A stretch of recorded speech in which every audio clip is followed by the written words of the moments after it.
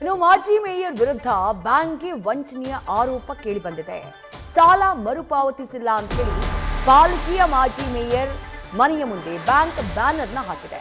ಮಾಜಿ ಮೇಯರ್ ಆಗಿರುವಂತಹ ಪದ್ಮಾವತಿಯವರ ವಿರುದ್ಧ ಈ ಆರೋಪ ಕೇಳಿಬರ್ತಾ ಇರುವುದು. ಬಸವನಗುಡಿಯ ದಿ ನ್ಯಾಷನಲ್ ಕೋಆಪರೇಟಿವ್ ಬ್ಯಾಂಕ್ ಈ ರೀತಿ ಬ್ಯಾನರ್ನ ಹಾಕಿದೆ. ಬ್ಯಾಂಕ್ನ ಹಿತಕ್ಕೆ ಧಕ್ಕೆ ತಂದ ಮಹನೀಯ ಅಂತ ಹೇಳಿ ಬ್ಯಾನರ್ನ ಹಾಕಲಾಗಿದೆ. ಪದ್ಮಾವತಿ ಸೇರಿದಂತೆ ಹಲವರ ಫೋಟೋನ ಬ್ಯಾಂಕ್ ಹಾಕಿರುವುದು.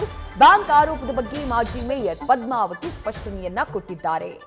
ಪಾಲಿಕೆಯ ಮಾಜಿ ಮೇಯರ್ ಆಗಿರುವಂತಹ ಪದ್ಮಾವತಿ ಅವರ ಫೋಟೋ ಸೇರಿದಂತೆ ಹಲವರ ಫೋಟೋಗಳಿದ್ದಾವೆ. ಯಾರು ಸಾಲವನ್ನ ಮರುಪಾವತಿ ಮಾಡಿಲ್ವೋ ಅಂಥವರ ಫೋಟೋನ ಆ ಬ್ಯಾನರ್ನಲ್ಲಿ ಹಾಕಲಾಗಿದೆ.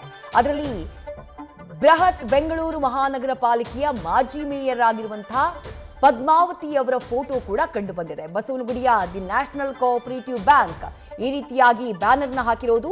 ಬ್ಯಾಂಕ್ನ ಹಿತಕ್ಕೆ ಧಕ್ಕೆ ತಂದ ಮಹನೀಯ ಅಂತ ಹೇಳಿ ಬ್ಯಾನರ್ನ ಹಾಕಿ ಅದರಲ್ಲಿ ಹಲವರ ಫೋಟೋಗಳನ್ನ ಹಾಕಿದ್ದಾರೆ. ಯಾರ್ಯಾರು ಬ್ಯಾಂಕ್ಗೆ ಹಣವನ್ನ ಪಾವತಿ ಮಾಡಿಲ್ವೋ ಅವರ ಫೋಟೋಗಳನ್ನ ಹಾಕಿದ್ದಾರೆ. ಅದರಲ್ಲಿ ಪದ್ಮಾವತಿ ಅವರ ಫೋಟೋ ಕೂಡ ಇದೆ.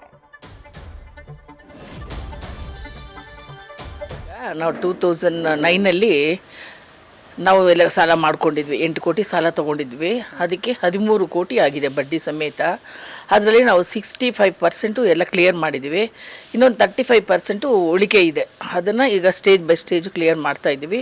ಮತ್ತು ಕೋರ್ಟಲ್ಲೂ ಕೂಡ ಈ ವಿಷಯ ಕೋರ್ಟಲ್ಲಿದೆ. ಸೊ ಹಾಗಾಗಿ ಇದ್ರ ಬಗ್ಗೆ ನಾನು ಹೆಚ್ಚು ಮಾತನಾಡೋದಕ್ಕಿಂತ ನಾವು ಇನ್ನೂ 35% ಏನು ಉಳಿಸ್ಕೊಂಡಿದ್ವಿ. ಅತಿ ಶೀಘ್ರದಲ್ಲಿ ಅದು ಕ್ಲಿಯರ್ ಮಾಡ್ತಾಯಿದ್ವಿ. ಕೋರ್ಟಲ್ಲಿ ಈ ವಿಷಯ ಇತ್ಯರ್ಥ ಆಗೋ ತನಕ ಸ್ವಲ್ಪ 1 or 2 months ಡಿಲೇ ಆಗ್ಬೋದು ಅಂತ ಅಂದ್ಕೊಂಡಿದ್ದೆ. ಕೋರ್ಟ್ಗೆ ಹೋಗೋ ರೀಸನ್ ಅಂದರೆ ಅವ್ರು ಇಲ್ಲಿಗಲ್ ಆಗಿ ಸಿಕ್ಕಾಪಟ್ಟೆ ರೇಟ್ ಆಫ್ ಇಂಟ್ರೆಸ್ಟು ಮತ್ತು ಪೀನಲ್ ಇಂಟ್ರೆಸ್ಟು ಅವ್ರು ಇಷ್ಟ ಬಂದಾಗೆ ಹಾಕ್ಕೊಂಡಿದ್ದಾರೆ. ಇವಾಗ ಯಾವುದೇ ಒಂದು ಲೋನ್ ಸ್ಯಾಂಕ್ಷನ್ ಆಗಬೇಕಂದ್ರೆ ಆ ಕಮಿಟಿ ಟ್ರಸ್ಟೀಸು ಪ್ರೊಸೀಜರ್ ಪ್ರಕಾರನೇ ಮಾಡಿರ್ತಾರೆ.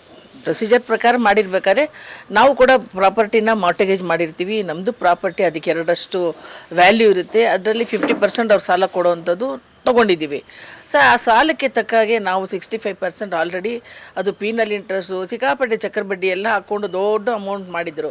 ಸೊ ಅದು ಸ್ವಲ್ಪ ಕ್ಲಿಯರೆನ್ಸ್ ಆಗಬೇಕು ಅಂಥೇಳಿ ನಾವು ಅದನ್ನು ಕೋರ್ಟ್ ಮೆಟ್ಲಿಡಿದ್ವಿ. ಕೋರ್ಟಲ್ಲಿ ಕೂಡ ಬಹಳ ಕ್ಲಿಯರ್ ಆಗಿದೆ. ಬಡ್ಡಿ ಜಾಸ್ತಿ ಆಗಿದೆ, ಸ್ವಲ್ಪ ಕಡಿಮೆ ಮಾಡಿಕೊಂಡು ಇವಾಗ ಕ್ಲಿಯರ್ ಮಾಡ್ಕೊಳ್ಳಿ ಅಂತ ಆದೇಶ ಆಗಿದೆ. ಸೊ ಹಾಗಾಗಿ ಅದನ್ನು ಫಾಲೋ ಮಾಡ್ತಾಯಿದ್ವಿ.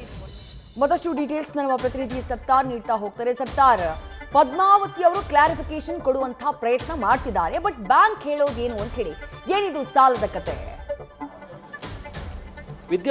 ಮಾಜಿ ಮೇಯರ್ ಆಗಿರುವಂತಹ ಪದ್ಮಾವತಿ ಅವರು 2009ರಲ್ಲಿ ನ್ಯಾಷನಲ್ ಕೋಆಪರೇಟಿವ್ ಬ್ಯಾಂಕ್ನಲ್ಲಿ 8 ಕೋಟಿಯ ಸಾಲವನ್ನು ಮಾಡಿರ್ತಾರೆ. ಬಟ್ ಇದೀಗ ಬಡ್ಡಿ ಚಕ್ರ ಬಡ್ಡಿ ಸೇರಿ 8 ಕೋಟಿ ಇದ್ದಂತಹ ಸಾಲ ಇದೀಗ 13 ಕೋಟಿ ಆಗಿರುವಂಥದ್ದು. ಈ ಪೈಕಿ 65% ಅವರು ಪಾವತಿಯನ್ನು ಮಾಡಿದ್ದಾರೆ. ಅಂದರೆ ಸರಿಸುಮಾರು ಎಷ್ಟು ಸಾಲವನ್ನು ಮಾಡಿದ್ರು 8 ಕೋಟಿ ಅಷ್ಟನ್ನು ಪಾವತಿ ಮಾಡಿದ್ದಾರೆ. ಬಟ್ ಅದರ ಹೊರತಾಗಿಯೂ ಕೂಡ 5 ಕೋಟಿ ಇದೀಗ ಪೆಂಡಿಂಗ್ ಆಗಿರುವಂಥದ್ದು. ಇದನ್ನು ಪಾವತಿ ಮಾಡಲು ಸಾಧ್ಯವಾಗದ ಹಿನ್ನೆಲೆ ಸೂಕ್ತ ಸಮಯಕ್ಕೆ ಅವರು ಪಾವತಿಯನ್ನು ಮಾಡಬೇಕಾಗಿತ್ತು. ಅಂದರೆ 2023-24 ಆರ್ಥಿಕ ವರ್ಷ ಅಂದರೆ ಫಿನಾನ್ಷಿಯಲ್ ಇಯರ್ ಮುಕ್ತಾಯದೊಳಗೆ ಅವರು ಪಾವತಿಯನ್ನು ಮಾಡಬೇಕಾಗಿತ್ತು. ಅದರಂತೆ ಮಾರ್ಚ್ 31ರೊಳಗಡೆ ಅವರಿಗೆ ಪಾವತಿ ಮಾಡಲು ಸಾಧ್ಯವಾಗದ ಹಿನ್ನೆಲೆ ಇದೀಗ ಬ್ಯಾಂಕ್ನವರು ಬ್ಯಾಂಕಿನ ಹಿತಕ್ಕೆ ಧಕ್ಕೆ ತಂದಿರುವ ಒಂದು ಪೋಸ್ಟರ್ ಅನ್ನು ಹಾಕಿರುವಂಥದ್ದು. ಆ ಒಂದು ಪೋಸ್ಟರ್ ಸ್ಪಷ್ಟವಾಗಿ ಪದ್ಮಾವತಿ ಸೇರಿದಂತೆ ಹಲವರ ಹೆಸರನ್ನು ಅವರು ಉಲ್ಲೇಖವನ್ನು ಮಾಡಿದ್ದಾರೆ.